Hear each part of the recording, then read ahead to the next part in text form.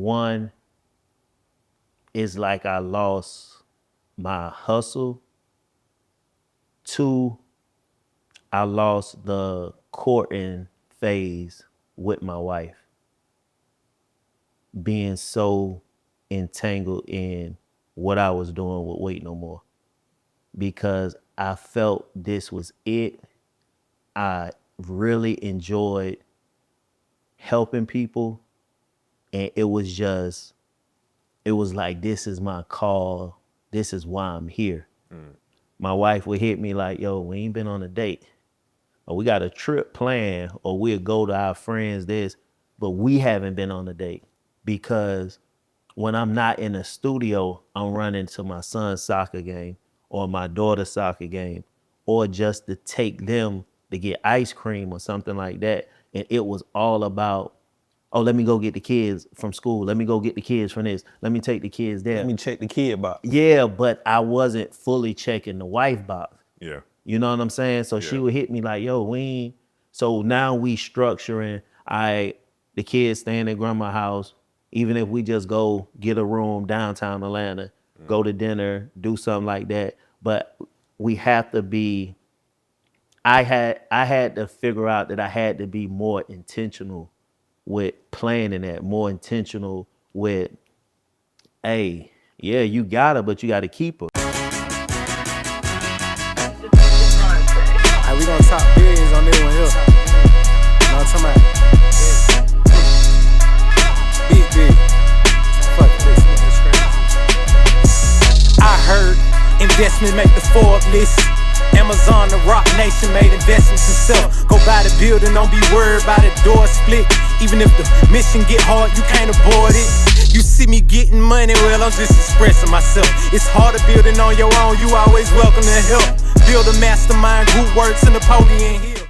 Oh, man. Season 3, man. Oh, man. Season 3, Change Agents Podcast. We back, man. My name is Caleb. Trav. You know what I'm saying? And today we got a special guest, Robert Red Russian, man. How you doing, bro? Man, I can't call it, man. Hold on, dog. I gotta run off the list. Bro, it's like a real list, bro. You know what I'm saying? Serial entrepreneur. Let's just start there. That's the umbrella. Gym owner. Okay. Gym owner. App. Sports manager. Author. Talent manager. Yeah. Travel agency. The list crazy, bro. You know what I'm saying? Wait No More fitness conglomerate. Yeah. Red versus red. Okay. And most importantly, a country nigga like us. You know what I'm saying? Like, Absolutely. Welcome on, bro. Yeah, Appreciate it, man. Appreciate y'all having me. Congratulations making it to 3. Thank you, bro. Thank you. It's man. tough. I know it. It's tough. I know it. it's not about starting. It's about the process of building it and Right. maintaining it and sustaining it, you know, so. But I think too, if it wasn't tough, we wouldn't even have the show. Cause like the show is based around being a change agent. And sometimes that's big or small, but I think one of our biggest connectivities, other than where we from, other than the basketball, is trying to convince talented people to stay on the journey. How hard is that for you? I know how hard it is for me, but you've been doing it so long. How hard is that, just keeping everybody with your same drive that you invest in? It's hard, man. Like it's super hard. Yeah. And I think that's why we in the positions that we are in as far as leaders and stuff, because it's not for everybody. Like one thing I totally believe in, like you have no control over the next person. You have, can't put all your faith in other people. So people go let you down. They go be there, not be there and everything. But just to keep people on that same path as you is extremely hard. And I think, like you just said earlier, like it's just the process of it, like the process of fighting through it and just getting people to buy into you. Like if you don't get people to buy into you or buy into your brand or buy into your vision, like they not gonna stay. Cause soon as it get rocky, soon as it get shaky, they out. Right. So I think that's my biggest key is getting people to buy into you or getting people to buy into your brand. And I think another part of it, cause you know how, we from a small town, we hear about big cities our whole life, and they talk about the big city hustle, right? And that's the thing. I think if you live in a big city or you from a big city, you just have this hustle mentality. But I think if you from a small town and you make it out of a small town, you got a different kind of grit It's just different drive. to just keep going through it because we don't expect everything to be pretty. Yeah. So what got you from your country town to all over the world? You've been in LA, lived in LA, lived here, all of the stuff you did. What was your initial out? My initial out was well, I was born in Newark, New Jersey, so as a small child, you know, my mom and dad, we would travel back and forth to Jersey and stuff. So just seeing that was just seeing different stuff. But as a older kid, as a teenager and everything, I think my first taste of it was being able to play with the Atlanta Celtics, like playing AAU. Legendary. You know what I'm saying? Playing AAU with Coach Prather. Shout out to Donnell Harvey, who he was the first person to go. Him and Jeffrey Braswell. They were the first people to go from our school. And the following year, Donnell got Coach Prather to bring me on. So he was like, you know, that following year they brought me on. But at that point, man, we were the Celtics back then. Yeah. Like I was home probably when we got out for summer. I think I was home for 4th of July and one other weekend. But other than that, we're here in Atlanta and we're traveling every weekend to go play somewhere. So after that, it was just seeing that. Then I went to college. I went to college in Alabama in Troy. And outside of college, well, while I was in college, Donnell, who was my best friend, he got drafted to the NBA. So where we from, it was crazy. Yeah, facts. Like we've had stars and stuff, you know, Albany had a few also, but at the time, Donnell was the #1 player in the nation. Yeah. Like not in Georgia, not in like in the nation. Like he was the #1 player in the nation. So when he got drafted, like that was bigger than the internet for us. Right. From where we from. Right, facts. You know what I'm saying? That ain't supposed to happen. Even when he went to Florida, it was like that. Like it ain't supposed to happen. So once he got drafted, man, like I think it's no limitation. that was the defining moment. I took you see that. Like I took y'all through it, you know, here and there, the sprinkle, seeing stuff. But the defining moment with me getting out of that mind frame. And I don't think I was always in that mind frame, but just seeing it when Donnell went to the NBA. and you was close to it. Nah, I was right there. Cause I remember, Don is before Donnell Harvey, right? Yeah. Don is yeah. 91 draft, 91 or 92. Donnell was he graduated high school in 99, went to Florida one year. Yeah, so when Don went, my dad was, I'm Westover. So my dad is, and we ain't gonna go too basketball, but my dad is like Westover till you die. Yeah, Right. Y'all was So- scared of us, but go ahead. I mean, we ain't gonna do it, but we ain't finna do that. We ain't finna do that. throw that out there. I'll throw that out there. Westover won 4 states in a row. But scared of When us. I was young, right? So then by the time y'all era came, you know, Ravi and Hutch them was good too. Scared of us. So when you saw, well, Dunn was like a folklore because I was so young. But when I saw Donnell Harvey do it, I'm like, yo, these people really go to the NBA from here. So I could only imagine what it's like with that being your best friend. Don, we weren't too familiar with it because it's Albany and Randolph, but we knew. You know what I'm saying? Jerry Braswell was our God. Like that was our God. Like if you hooping, it's Jerry. Well, first it was Preacher and Gay, but they were the street legends that, you know, killed. They didn't really go too far.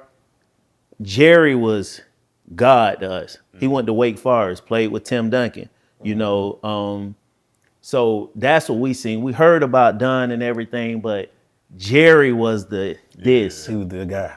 But when Donnell came, and I don't know, and I guess I'm biased, because like I was there. Like Donnell got brothers, like blood brothers, but like I was there. He was there. No matter where he went, I was like I was there. It's You saw it in nothing. real time. I was there, so I'm yeah. seeing it. Like I seen when he went from number 4 in the nation his junior year to his senior year, number 1 in the nation. Like I seen him tear everybody head up on the AAU circuit. Like I'm there, so seeing it firsthand, it was just, it was different, bro. It was different, and it was just so amazing to watch.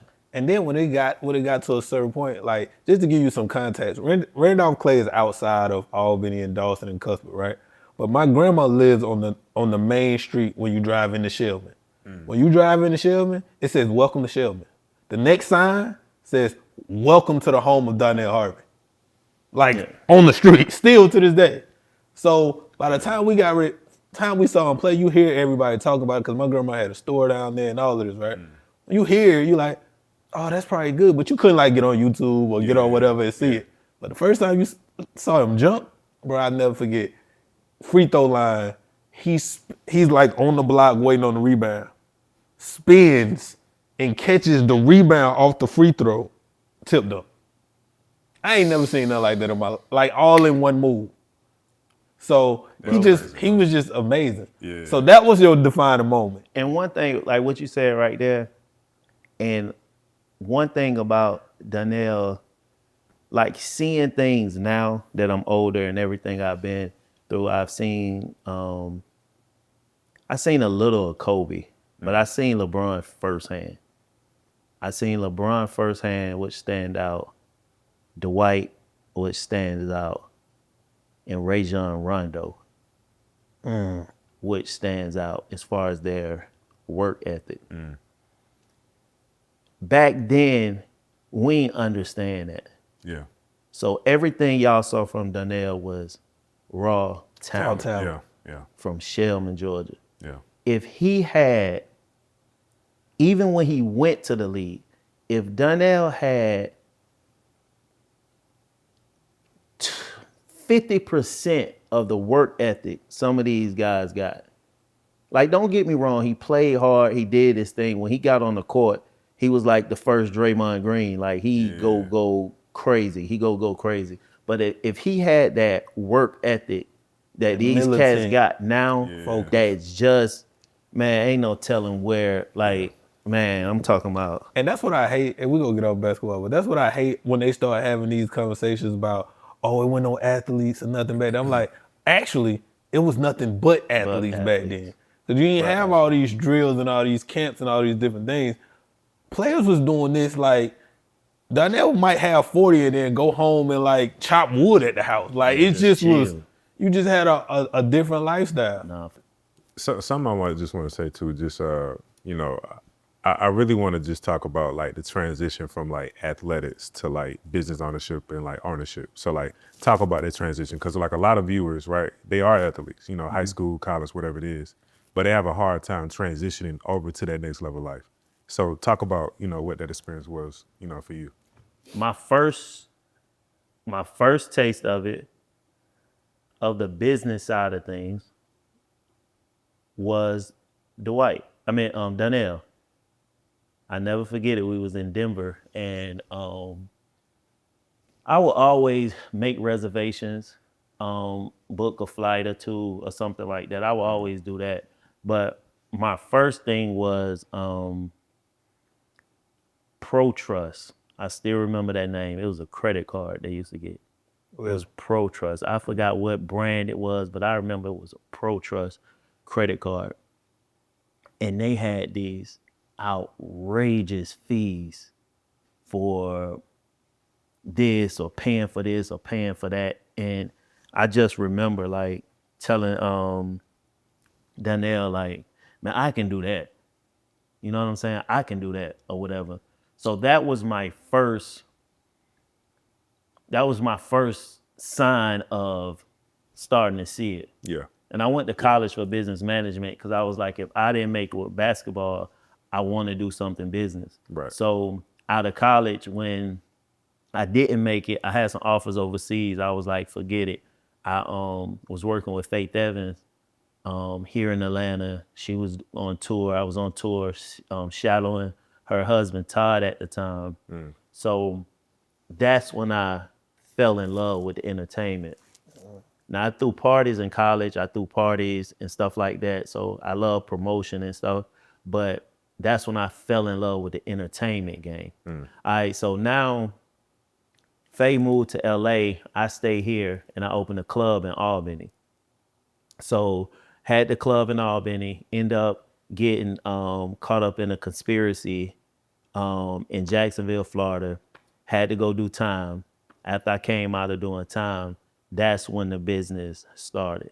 So prison allowed me to sit down, focus, and put things in perspective. So I took everything I did with Donnell, and I was like,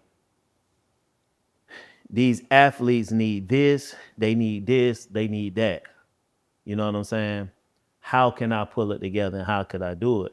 My mom was doing something. I helped her start. She was doing some travel business with some company. It was called YTB. She was doing the travel stuff.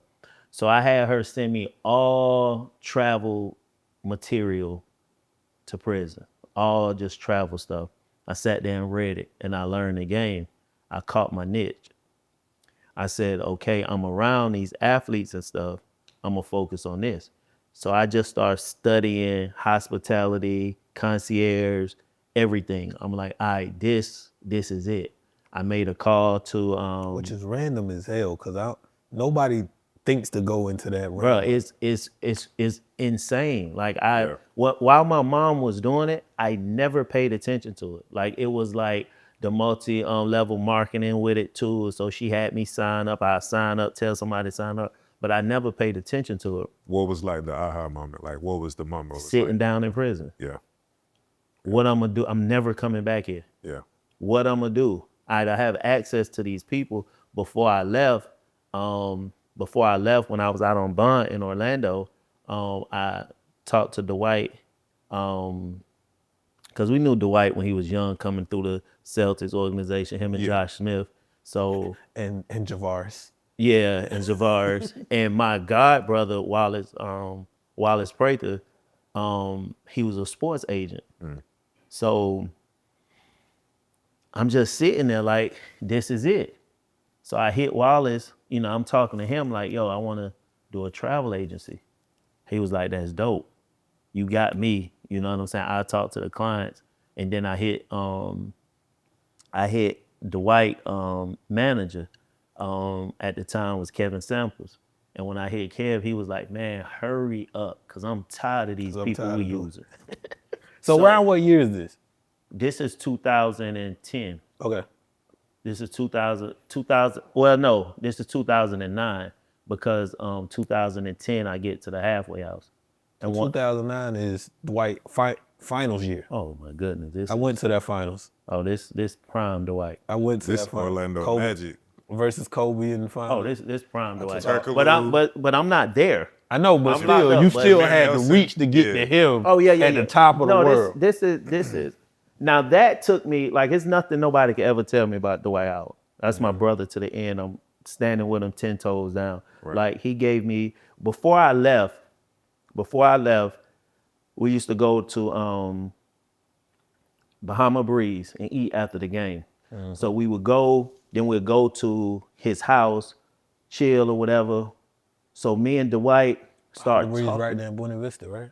Yep. Out in Windermere, like.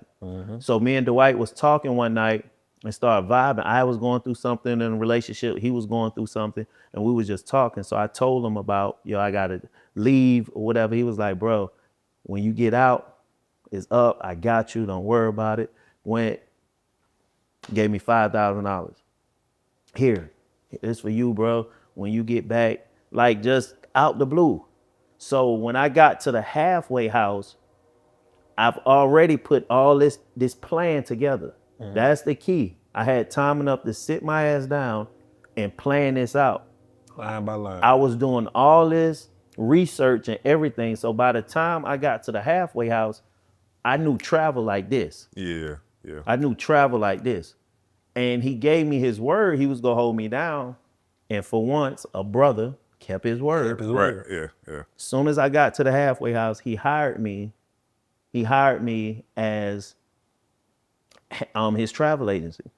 So I would leave the halfway house, and I had an office I would go to and handle all his travel day to day. So they blessed, bro. Blessed. So I'm in a situation, nobody's asking me for nothing, nobody doing this. I did 4.5 years, lost everything, but by the time I got to the halfway house, I still had my house I had in Apopka, Florida. It was in foreclosure, but I don't know if y'all remember around when Barack was in office, the foreclosure thing and all that. So it took a minute. So I still had it at the time when I was at the halfway house. So it worked out. But long story short, when I was at the halfway house, started working with Dwight. And then when I got out, he gave me a full-time job. So when I got out, he gave me a full-time job handling his travel. And then I was assisting his manager, and I was in charge of his day-to-day. Wow. And people think, number one, it's just, you don't hear enough good stories about our people anyway. So that's number one, a good Dwight Howard story. Because I've heard a bunch of Dwight Howard stories being in the basketball world community in Georgia, but that ain't what go viral. So you don't hear a lot of that, but that's number one. But number two, that wasn't no favor job. That's an important job, like day-to-day traveling for you as a professional client, your family, your friends. That's still that's a full-time job. He wasn't just giving you something that he didn't care about. Yeah, I mean, we're talking about 82 games, but I'm talking about 365 days a year. Exactly. Listen, bro. Yeah. When I say blessed, bro, I couldn't ask for a better situation. When I was in the halfway house, I'm making money. I left the halfway house that year.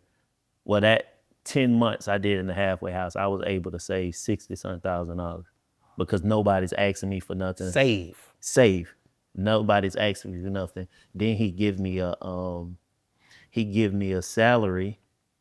He gave me a salary, kept me on the salary he had as the travel thing. I had a salary for doing his assistant. James was his assistant. I was assistant his manager. I had a salary for that. And I'm making hella commission from my company because I'm doing it. So I went from prison to the top 2 or 3 players. I'm with him every day in the NBA. Like at this point, Dwight was the most popular NBA player in China. Bro, at the time, Dwight was like Superman. He was wearing the cape. It was crazy. Hey, Shaq gonna dish you, dog. Shaq gonna dish you. Let it good. go. Hey, man, Shaq be ready to fight about that Superman Hey, tag. man. Shaq wasn't dunking from the free throw line then. Facts. So, I mean, it is what it is. I told the story another time, but man, I thought we was gonna have to beat Shaq up.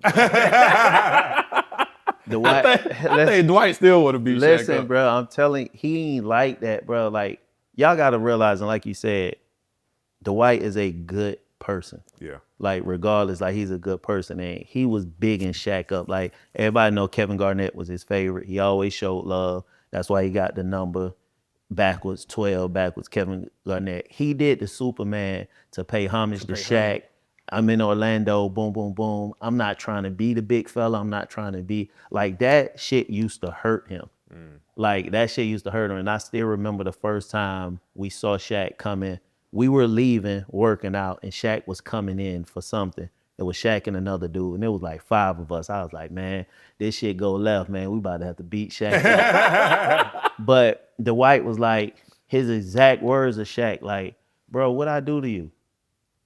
That was his exact, so sincere, like, bro, what I do to you? And Shaq was like, big fella, it's just really just for TV, but I want you to be better. I want to see you better or whatever.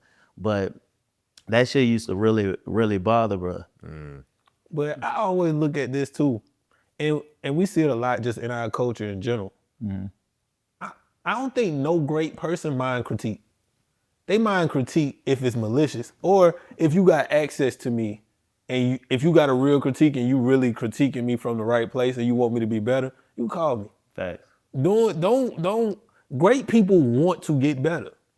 I think Dwight, you could tell, like we from the outside looking in, you was on the inside, but you could tell that he wanted Shaq's, I ain't gonna say approval, but he wanted the respect from him. Cause they used to play and joke at the All-Star games sometimes, and you would see they got the whole little dance video. He was a stuff like student. that. He was a student, bro. He was a student. I mean, I don't know. He just couldn't get them damn free throws together. But bro, we used to shoot thousands of free throws a day. Yeah. Like, bro, like Dwight would hit. And you could shoot. Dwight would hit 950 free throws out of 1,000. You know, of course, in practice. Like he's a student. Like Elijah Wan. We went to the camps with Elijah Wan in the summer. Yeah. You know what I'm saying? Like.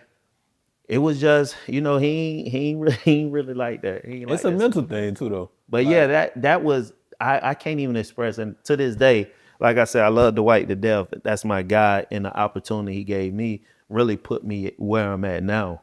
You know what I'm saying? Coming out of prison, giving me the opportunity to see the world, giving me the opportunity to make money, to take care of my, you know, family, you know, being able to put my kids in positions now that they'll be straight for the rest of their life. And that started, you know, then, you know, making different investments, making different stuff. So Yeah. And how do you transition from that to what I consider the worst job in entertainment? Music management. And I love music and I love artists, but it's the hardest job. I think that was a passion. You know, I think that was a passion. I think that was just passion project. You know what I'm saying? Just like music I love music.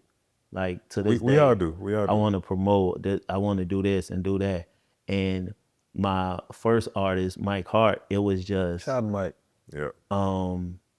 I don't know. It was just like going back home, and you know, he was like, "Bro, I've been trying to get in touch with you or whatever. I got this." And they playing this song. We in the club, and so I'm like, I'm playing this song on the way back to Atlanta. I'm riding, and then shit, I hit my homeboy. I'm like, "Yo, what's up with Mike Hart?" And then he was like, "Yeah, he signed some cats over in Albany. Boom, boom, boom." And so I hit him and I was like, "Yo, where you at?" He's like, I'm in Atlanta. I live in Atlanta. So we met. And when we met, I'm like, "Yo, let's do the studio, you know." And to this day, Wedding Day might be my favorite song Mike ever wrote.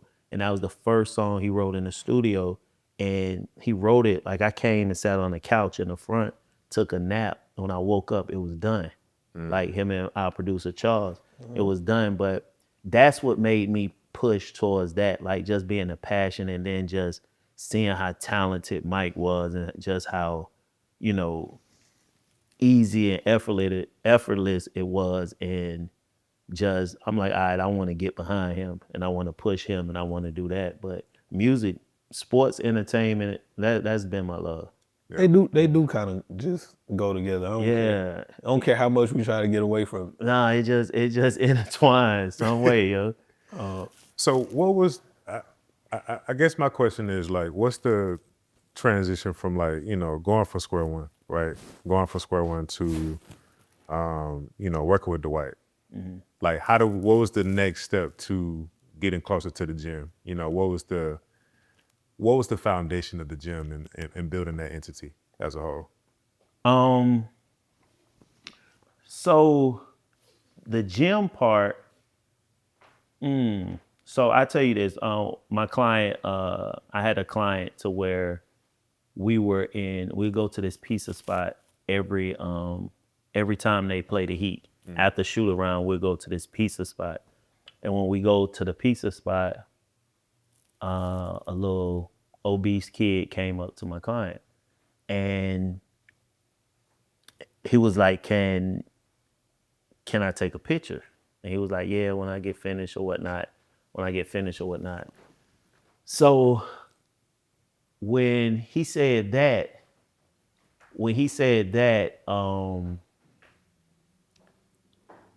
I don't know what it was, but he just started complaining about the kid being obese and like why the parents won't do this and won't do that. And I'm like, yo, won't you do something about it? He was like, what you mean? I said, let's fight childhood obesity. I just blurted it out. Let's fight childhood obesity. Let's do something to fight it. You got a voice. You think it's because you got so sick of the complaints, or you just felt what he was saying? I felt what he was saying, but I knew he felt that. Like I knew he really, truly hated that the kid was obese and he didn't like the kid being obese. Yeah. And I'm like, bro, let's change it. Let's do an initiative to change it. And, you know, I agree. Like, you know, it's things we could do to help whatever. So I'm like, yo, let's do this. He like put it together. I put something together for a day camp. Childhood obesity day camp, put it together. Long story short, it didn't work out. I talked to one of my other clients. They wasn't really into it. So it kind of sat on the shelf. My dad had the prostate cancer. Yeah, prostate cancer. And I would go to the doctor with him. And I'm sitting there scared as hell, listening to the doctor and everything. And when he's telling he need to do this, healthier lifestyles, not necessarily stuff being hereditary, but your way of life is hereditary. You know what I'm saying? Exactly. Just because you my dad don't mean I'm gonna have the same thing as you. Right. It's just the way of life. I live the way you live. I live the way you It's live. the habits. My mom, which is your wife, cooking the same way that her grandmom cooked with this and that or whatever. So we drinking the same sweet tea that was from the same recipe, same cake or whatever. So I'm looking at that and I'm like, all right, I'm active, I work out, but I'm going to LA Fitness and hoop. And the workout for old hoopers are you go 3 sets bench press, you might go 3 set close, you might do some curls, get on the leg press machine, leg curls, and get out of there. And that's your day. That's it. You home. good. You good. I'm guilty. Hey, I'm guilty. You are good. Right. You work out. you work out. And then you go hoop for the cardio. You work out. That's working out. So that was my go-to. Like that was my go-to. So after going through that with him, I went and got a trainer. And that's when it changed. Like working out with him and just getting serious about it and everything. And then the defining moment with the gym part was my friend invited me to a 5K and I went. I didn't go to the 5K, I went to the packet pickup the day before. And I saw everything and I said, it hit me. I said, I'm laying beside the perfect person every night to pull this off. My girl at the time, which is my wife now, Toya have a following. You know what I'm saying? And with her demographic, I'm like, I can pull this off. And with where she from. I'm like, because the way they eat in New Orleans. I'm like, it's a no-brainer. I can pull this off. Yeah. I can pull this off with the 5Ks. And I went to her, talked to her. She said, let's do it. We had a meeting with my trainer, her business manager, my assistant, somebody else. We had a meeting in our living room. And we decided to do a 5K. And in 2.5 weeks, we brought out 500 people to Old Fourth Ward, our first 5K. Wow. And I said, it's a wrap. Yeah. So that following year, we went to 7 different cities. And then the next year, we was going big. I had over $250,000 in sponsorship lined up. We had 12 cities, the New Yorks, the Miami, LAs, Houstons, and stuff like that. COVID hit. Miami was our first one. And COVID hit 2 weeks before our Miami thing. So that's when the whole fitness thing was birthed. Hearing that, going through that with my father, getting a personal trainer, getting into it myself, and then probably a year or 2 later, having that first 5K. Wow. Let me tell you a crazy thing. My dad just beat prostate cancer last year, right? Maybe September? September, October? Like that. Yeah, October. And I've been telling you I'm coming to the gym for the longest. Yeah, a long time. But this year... He ain't been yet. You came when we had our meeting. I came and had a meeting. Yeah, we had a meeting. He came. But my life's so crazy. But I literally talked to my dad what's today? Today's Saturday? Saturday. I talked to my dad last Saturday. I said, I already know who gonna be my trainer. I got it. Cause my dad is on the treadmill now every day.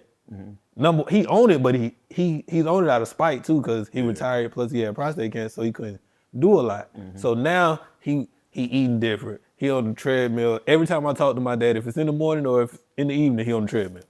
I actually hate when he called me because you can hear the treadmill. And it's one of them old treadmills. But So you can not hear. just a treadmill, you feel guilty. I feel guilty. Yeah. I'm like, if he can do it every day, I know. why I Why can't can't do I? it every day? Yeah. So I really gotta, number one, I got to do it for myself.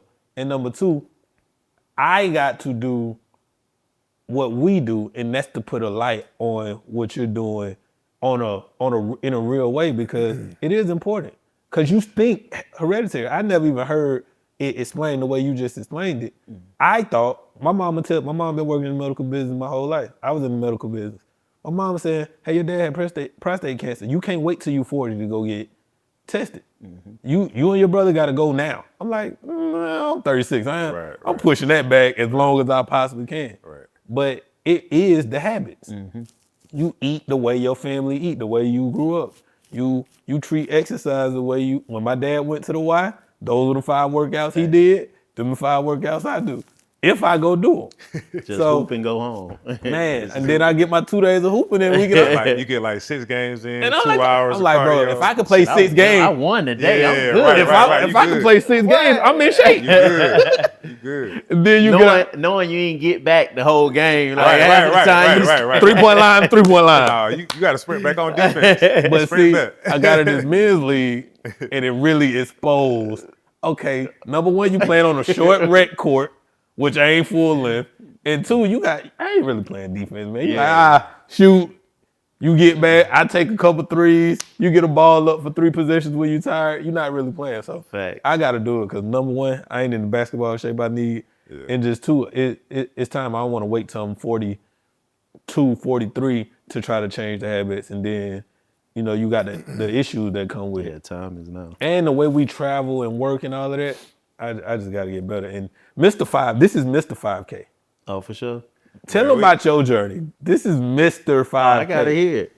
Man, in a nutshell, bro, like, I would say July, August of last year, bro, I just really got on this like crazy wavelength. I don't know why. I'm kind of like you, bro. Like, in the sense of like, when it clicks, it clicks. Like, when you was in prison and you really thought about like how I can change my life and travel being that thing,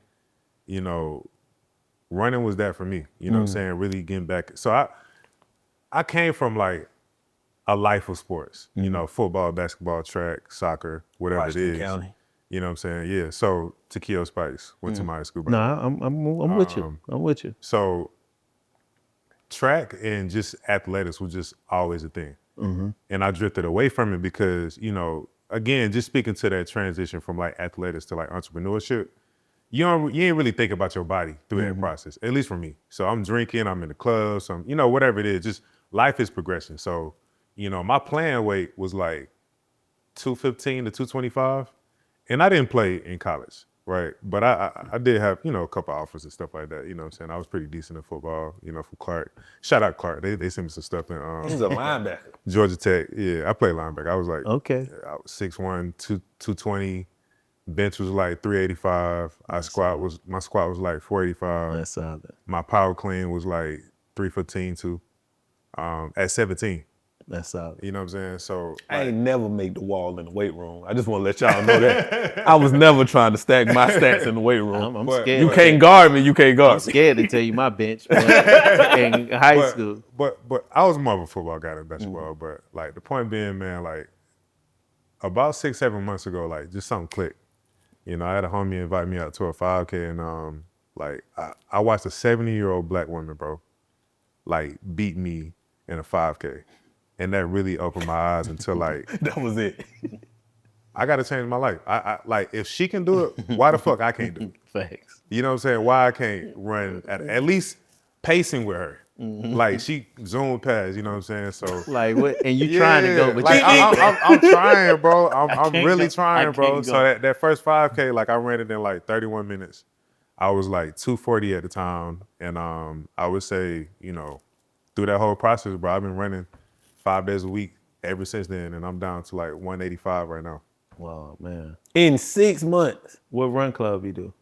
I don't No need, run bro, and this is the thing about us, like from the country, bro. Like, I don't really need no help. I don't really need no clubs. Like, I get outside, I get on the trail by my Just crib, do your- and I just go. You know what I'm saying? I lock in, and I just run, bro. Red, let me tell you how much this shit pissed me off. Right? Because I love my brother. And I love that he can do it. But you know, basketball players are short distance runners. Absolutely. I don't even understand the thought process behind running just to run.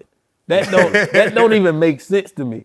In high school, I'd never forget my last game of high school. My senior year, I went to high school in Chicago. The last game, the day after the last game, the track coach was like, "Come run track." I'm like, "I'm not running track." He was like, "Well, just come run the 40 because all the track players said they could beat y'all." Right? So he knew the competitiveness was gonna kick in. So I went and ran. I ran a 4.47 40 after never trying to do it ever in No life. technique. That's really technique, 4-3 because no technique. no nothing. Yeah. Right? But I'm like, and he like, "Well, you can be this." I'm like, "Nigga, this shit over with." Like, I'm not running track. So watching Caleb, who I know this whole first half of 2024, I wasn't in the best shape, but I was hooping every week. I know he's not running or doing anything athletic. I wasn't doing nothing, bro. First half of 2024, I wasn't doing nothing. Then we wake up Cold turkey. and this nigga is running 5Ks every day. And I'm sitting here But looking at him that's just how I am. That's on how I started Instagram. shooting. That's how I started shooting. But when you want, the thing is, once you, that running different. It's different, bro. Once you It's lock different. in and do it, it's like hooping. Yeah. Like right now, I got a coach. Somebody at gotta our lock gym. me in. No, but I got a coach at our gym right now. We was working out at the Epi, and after the workout, we went and ran, and it's this hill called Hartman. It's this hill. That hill probably a mile just going up. So we ran, like the first time we ran together, I'm talking about I left him. The second time we ran it, left him. Third time, the following weeks and stuff, he kind of caught up and everything. But this probably, he run, to put in perspective, he just did the 50 miler, the ultra, Right. the other. That's an ultra marathon. You know, Yeah, a he marathon is like 26.2 miles, by the way. He did an ultra the other day. Yeah. For 2024, he ran over 2,000 miles. All he do is run. Like, that's his thing. Like, he run, bro. Like, he run 7-8 miles a day, or just go out there and run. And that's all he want to do. He work out here and there, but all he want to do is run and run, bro. Once he locked in, he locked in. Bro, I'm with you. All we used to do is sprint. Like, I don't really like running distance. I would rather do sprints. I But can do suicides and down the backs with anybody. I got locked in with my last trainer. We had a little run club we was doing. So we started out doing 3 miles 3 times a day. Yeah. The next month we did 4 miles 3 times a day. Yeah. The 3 next times month, a day? Or 3 no, days a week? 3 days a week. I'm Oh, sorry. Yeah. I got you. 3 miles, 4 miles 3 times a week. 4, 5, 6, 7. So we going throughout the whole year. So we got up to 7. I missed the day. That week. So me and my partner who we was working out with, because the trainer, we all missed the day. So the trainer went out there, he ran 14 miles. He ran a half. He ran 14 miles. Fulton Industrial. Bro, me and my partner said, all right, we're going to do it too. Bro, I locked in and ran 14 miles nonstop. Got caught in the rain and everything. Damn near from Fulton Industrial, damn near to Union City. We started running and we ain't stopped. Like, we stopped at the crosswalk, but we ain't stopped, bro. And I ran 14 miles. That's the most I've ever ran in my life, bro. I thank God on this camera. Whatever you put in there, I gotta do it, dog. Cause now it's competitive. Now it's like, it ain't even me compete with y'all. It's me competing with what I think I could do. That's all running is. It's the competing with what you think you're capable of doing. You know what I'm saying? And competing with your own. It's battling your own mind. Cause your mind, like, why the fuck are you running, nigga? Like, slow down, stop. Yeah. My basketball mind is like, know what I'm you saying? ain't shot the ball yet. What? Why are you still You know what I'm running? saying? So it's like winning those small battles against your own body. Facts. It sets you up for everything else. That makes sense. So, and we gonna wrap it up, but part of that story transitions me to where I want to go. And you talked about how your wife locked in on this journey with you, right? Being a serial entrepreneur for all the stuff that you've done, all the stuff you're doing, and I know y'all have this partnership where y'all do business in some of them, but how do you make time for the family life and consistently do the stuff that you need to do to nurture that relationship with all the stuff you have going on? Again, bro, it's hard. It's hard. And I think I get caught up in the bro, it's extremely hard. And I'm just starting to realize it talking to my therapist and talking to my business advisor. I'm just starting to realize it last year. One, honestly, like a transparent moment, bro. One is like I lost my hustle. Two, I lost the courting phase with my wife. Being so entangled in what I was doing with Wait No More. Because I felt this was it. I really enjoyed helping people.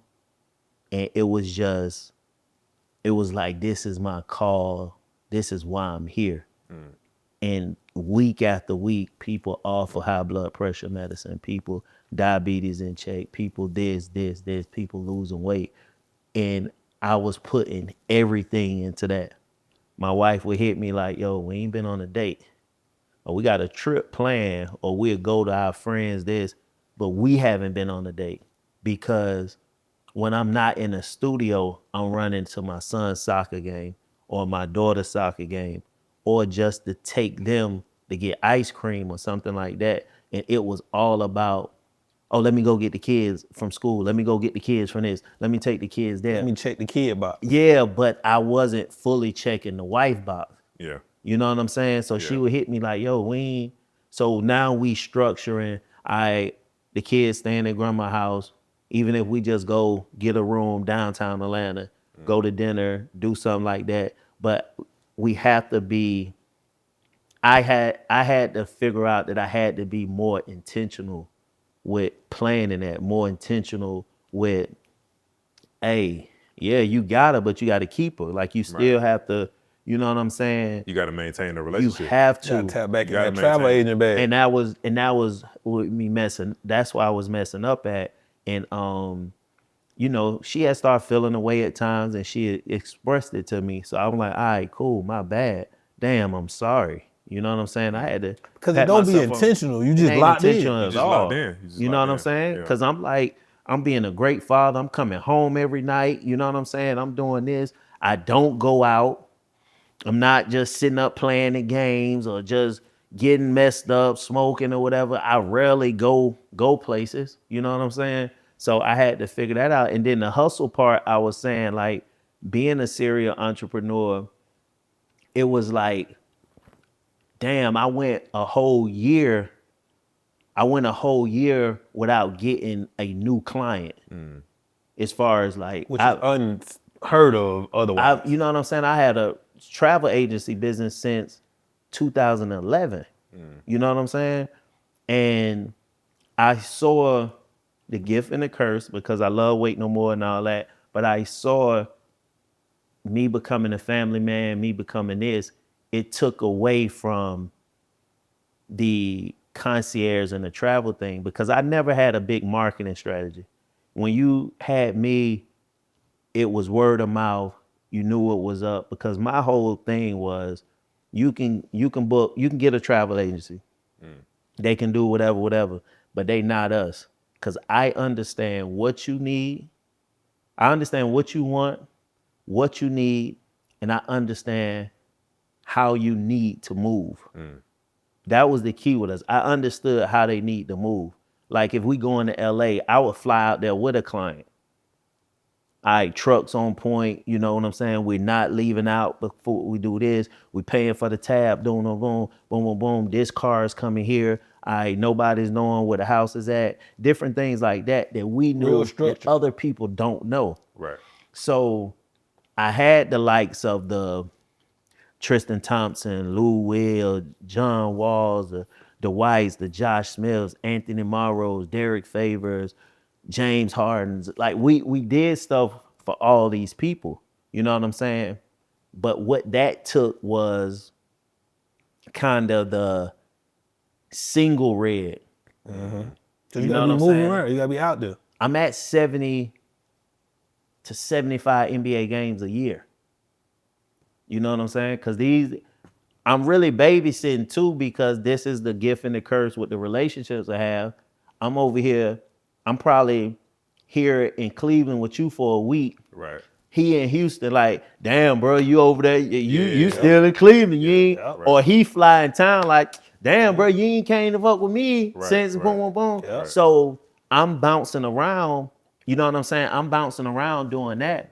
But And then again, the other piece too is when you see them moving without you and it's not tight, your brain like, man, you know you ain't supposed to be there, or you know the car is supposed. So it's almost become part of your DNA where you want to be there to help them. You Bro, feel bad when they tell you, damn, we bro, you had- ain't been with me. we had a whole sit down, bro. We were really about to try to get a whole security thing with the NBA, because at one point, I think they done got better now. And like, you know, the stars on the team, like you might have 2 stars on the team, they might have their own personal security. You know, everybody on the team, the stars, the superstars have personal security, whether the organization get it or they have their own on a regular basis. So when they traveling and on the road, they have their security. But just player 3 and 4, they go out in a city, they go with security. But half of these security dudes be old. Like I've seen They security just got a shirt on. not even a shirt. They dress down, they strapped and stuff like that. But I've seen security get back down and not being able to. I've seen cats. I done seen security get back down, but I know of cats getting robbed and they had the NBA security and all that stuff with them. So we were trying to structure something to. And I ain't saying we were the only ones doing it or we was the best at it, but just knowing how to move. Yeah. You know what I'm saying? We wanted to pitch this whole idea to the security of the NBA. Like, man, y'all need to give us this contract. Right. Because we know these people that y'all got working, they don't know how these guys need to move. They don't have the instincts. They don't know what, bro want to go to, bro going to the hookah lounge at 4 a.m. Now, I will say this, the NBA know everything. They know everything. Like, they invested in these players. They know every single thing about you. Yeah. Not hands down. But it's just the people they put around. So my thing was, what we were offering was everything from your travel, your day-to-day, how you go move around, reservations, your family reservation, ticket structure, because that's a big thing. You got a game tonight. I don't want 30 people. your people hitting you about tickets or, you know, babysitting girlfriends. Like we did that so much, you know. We got to make sure this girlfriend is good when we in another city. His wife can't do this or can't do that. Bro, it's a whole lot, bro. It's a whole lot, and people don't really understand it, but it's a whole lot to come with it. I tell people, real stars or real real successful athletes and entertainers have more arms to their day-to-day than the average Fortune 100 company. And the ones that don't are the ones that you see in turmoil. The ones that don't are the ones that you see the lack of slipping structure. and doing this and doing that and doing this and doing that. Yeah. So what made you, because we could do this all day, what made you finally decide to tell your story now with the book? I got my 2 homeboys, shout out to Ash Cash and Nafis Ricks. We would be hooping and stuff, and I don't know, it's just they really talked me into it. But I got to unfiltered, I got 3 parts parts to it. So this was the first one. This was all about me. The next one gonna be about business, and then the last one gonna be about love. And I think me and wifey go do a joint on that one. But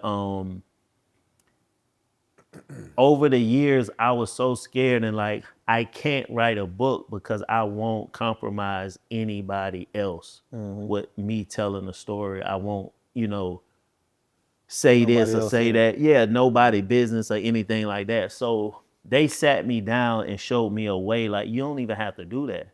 If you're comfortable telling your story, start with that. The love, me and wifey are already out there anyway, so that's cool. It's just the business is the one I'm having a hard time with. And actually, I think we might do the love second, but the business, and that's the one I'm having the hard time with because it's so much stuff that I can't put in there, and I'm having a hard time. And then you juggling. try to figure out, well, can I do it without names? But some of these stories is too engulfed in a city or a time period where people can trace it. And then it's gonna be too current too. And then it's gonna be on some. It's gonna be somebody over there that know me, that know somebody. Oh, right there, they go post it on his own door. Oh, he talking to such and such, boom, boom. Right. So that was the only one, like, cause I ain't trying to put nobody. I don't want me to be the reason people get jammed up or people look at people a certain way or anything like that. Discretion. Yeah. It's So, important. but he gonna push that business one back 10 more years. Might be 80 when that shit come out. Release this when I'm gone. but just so fans can pick this up, like what's the top 2 things people can look forward to from reading version 1 or the chapter top 1? The top thing is basically well, the main thing is a country boy from Fort Gaines, Georgia, just getting to where he's at now, like being straight with life, married, kids, and just I ain't supposed to be here. Like we said, Albany was the highlight for us. Like if you leave Fort Gaines and move to Albany, like you made it. Yeah, you know what I'm saying? Yeah. You made it. Even if so just being blessed and winning at life. I feel like I'm happy where I'm at. And then the next thing is just the thing we spoke about transitioning from the prison to like being able to create a business and creating a journey to where I'm not going backwards, just taking that life lesson and catapulting it and just moving forward. Like not being defined by my past actions, not being defined by where I'm from, you know what I'm saying? Or the mistakes I made. And taking those lessons and just, keeping it pushing. And I think outside of our personal relationship, just from if I was looking at you like I didn't know you, the 2 things that I love and respect the most about your journey that I know about is, one, you did all of this without social media.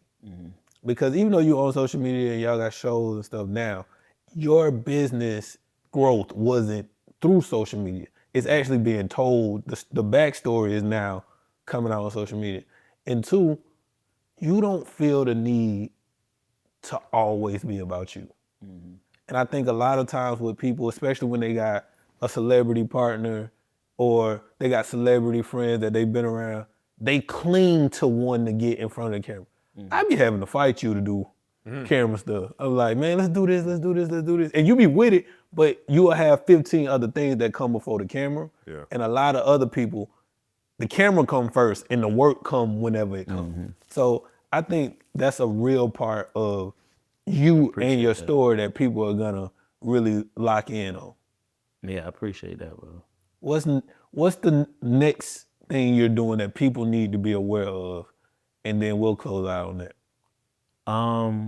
The next thing, I know what it is, but I'm gonna let him tell y'all. The next thing is just basically we're working on a few things as far as we'll wait no more. I'm trying to not transition, but I'm trying to get back on the more event side. touching more people versus just staying in the studio as much, but just on the event side, touching more people with the app. You know, we have an app where we go virtually and work out, like just widen it. And I want to get back on our 5K tours. Like I just been so stagnant and just so caught up in being at the studio every day and different things like that. Like Wait No More is a brand, is a whole fitness brand that, you know, at one point we were doing the battle of the gyms and around Atlanta and different things like that. So I kind of lost that, not drive, but lost focus on that when I'm just in the studio every day and it's just about the clients and stuff. I want to just get a wide range with that. We got different partners with, you know, energy drink, V+, and just different productions we working on now. So that's what Wait No More. We still doing we still had a Rush Travel group. We still have that going. We doing a lot of stuff with entertainers. We trying to tap into more corporate stuff. And yeah, man, just spreading our wings, man. And ain't enough hours in a day. You right about that. You're right about that. Hey man, 2025, we gonna get it.